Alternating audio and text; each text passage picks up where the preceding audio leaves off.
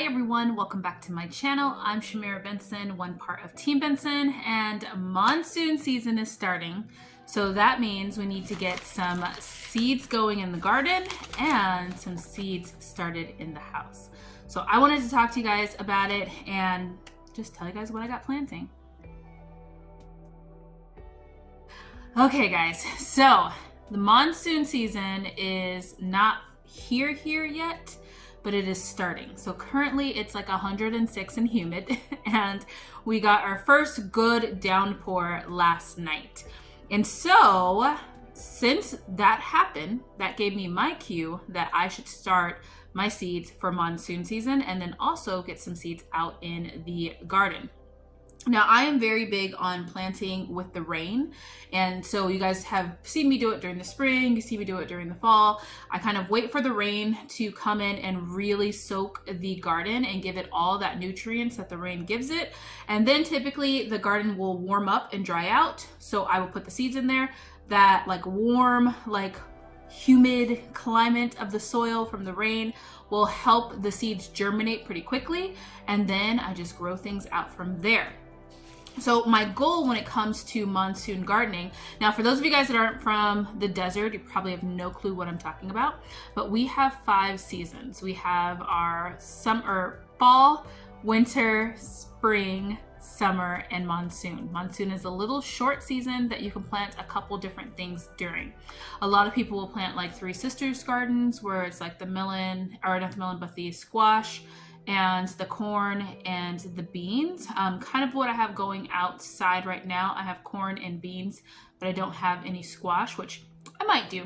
Haven't decided yet. Haven't really decided yet. But this is another time where you can plant like your second round of corn and do like a Three Sisters thing. During this time, you want to plant things that are kind of like long growing, that you want to like dry out. So like a corn or like a bean or pumpkin, different things like that. Just because it's going to need to get through August, and August is going to be pretty hot. So we want to make sure that the garden is well protected and that whatever you're putting out there is going to be able to survive that. And usually something that you need to dry out, like a bean, like a dry bean, those are typically the things that you want to do. Now, with that said, I track my garden. I track my garden through YouTube, and I also track my garden through my own garden journal that I just go through and kind of see, like, track each season. And this garden reminds me of the garden that was like 8 years ago. It hasn't been this way in a while, which is why I haven't really noticed that my garden pattern was kind of off. Well, I did kind of notice it, but I haven't really done anything about it. So during this time, we did have a monsoon, which we've already have like early signs of the monsoon because we're starting to get a little bit of rain.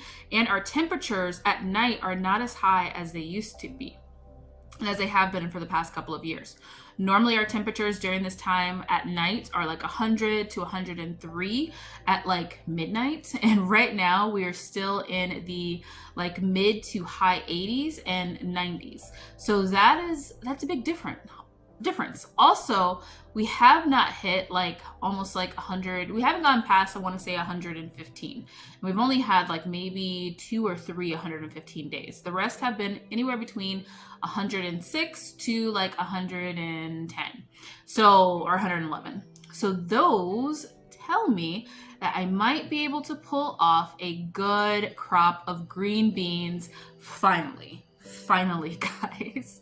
I have been trying to get a good crop of green beans forever, and it's been frustrating.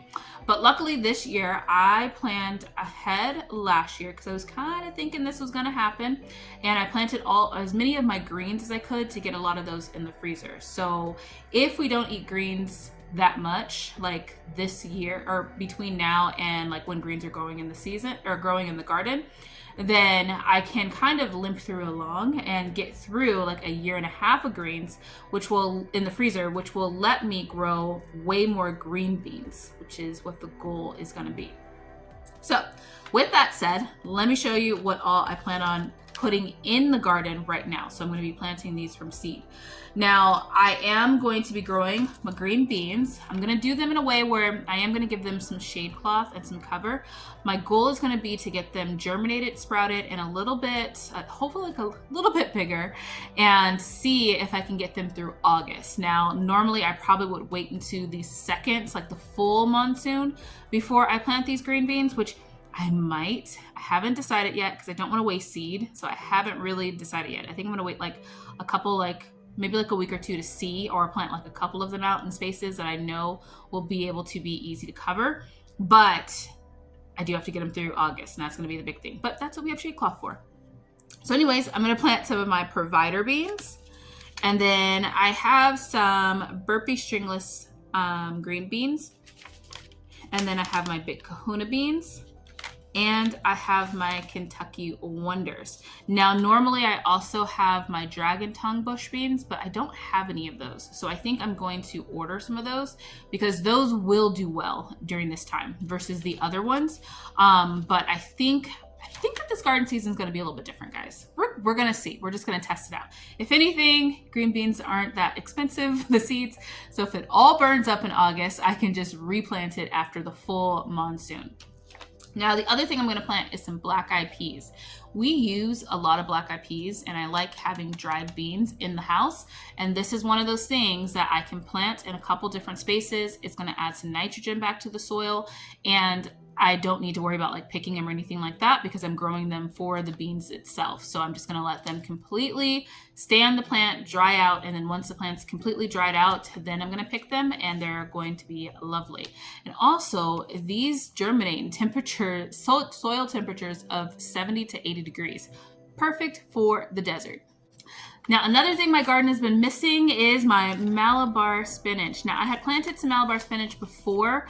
These are going to be the things that I start indoors. I planted some Malabar spinach before and it germinated, but then it died. So I think it's because the black cherry tomato was covering it so much, so it didn't get those warm temperatures that it needed, because Malabar spinach needs this hot summer, like it really does, in order to do well. So I think I'm going to start it in the house and then transfer it outside, or I might just put that one outside. Haven't really decided that yet.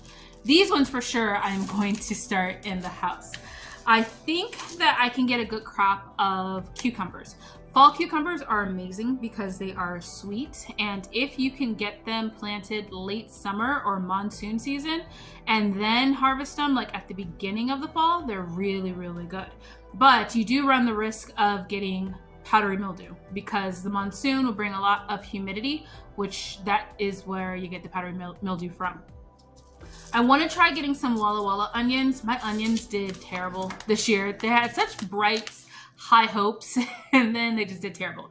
I think I'm going to stop trying to plant onions from set. I'm going to try from seed from now on and see what happens. See which one I like better.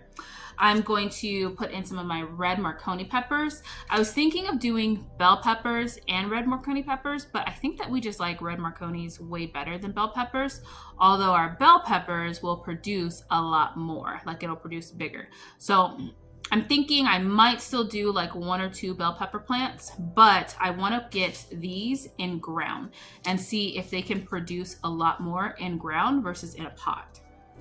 We need at least 1 more serrano pepper. Right now we have Diane out there and she's doing great, but she is not producing enough yet for our serrano pepper use. I use a lot of like blistered serrano peppers just for like seasoning wise. Love the taste of them when they're roasted. Our orange hat tomatoes is another one that we need for just, 1, it's kind of nostalgic, and 2, it does give a different taste to a lot of different dishes that I use. I want to have some calendula going. We're going to do some ground Aunt Molly's ground cherries. These ones I haven't planted in a while, but I love a good gooseberry, and they're delicious. So instead of buying them at the grocery store, I'm just going to go ahead and plant some ground cherries. I'm going to try a wildflower mix. This is mainly too for like my front of my patio. I want to get something like this going for the front patio. So I'm thinking of getting just a really big pot and putting those in there. And then I'm still thinking about the tromboncino squash. That's the one that I'm still thinking about. Don't know if I'm going to do it yet. I don't know where I would put it, but I really do want to try growing it because my squash this year is not doing well at all. I think I'm going to actually have to pull my Mexican gray squash, which brings me to, I'm going to replant my Mexican gray squash and see if I can get it going better for the fall and have fall squash, because right now I planted it too late, so it's just not doing well. Trying to decide if I want to plant a black cherry tomato or if I want to put the tromboncino squash in its place, like where I would normally put my black cherry tomato. And I say that because I have bags, like bags upon bags upon bags of black cherry tomatoes. And if I get another harvest like I did last year, that would be absolutely insane. So I don't know if I'm going to plant this one again this year or this season. So we're going to have to see. I may not.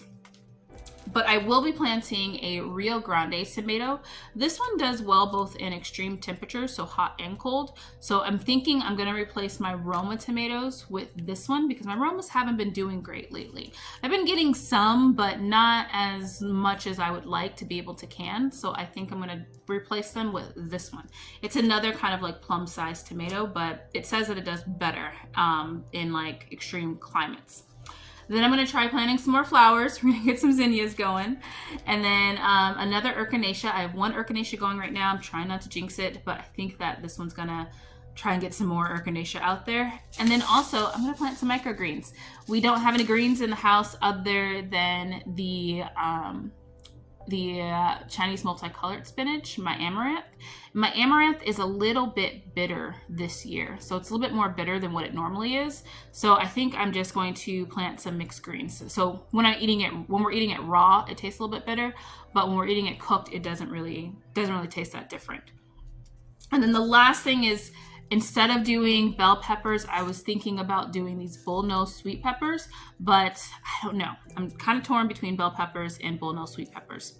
So if you guys have any things you're getting ready to plant for the monsoon season and then start planting for the fall, because all of these are going to be more so fall plants. So they'll be during, like when we're getting the big rains or after we get the big rains, but I'm starting them in the house so that then they'll be big enough to plant out there. So yeah, if you guys have any ideas, let me know. Until next time, grow yourselves a garden because even a small space can provide you with tons of food. Bye guys.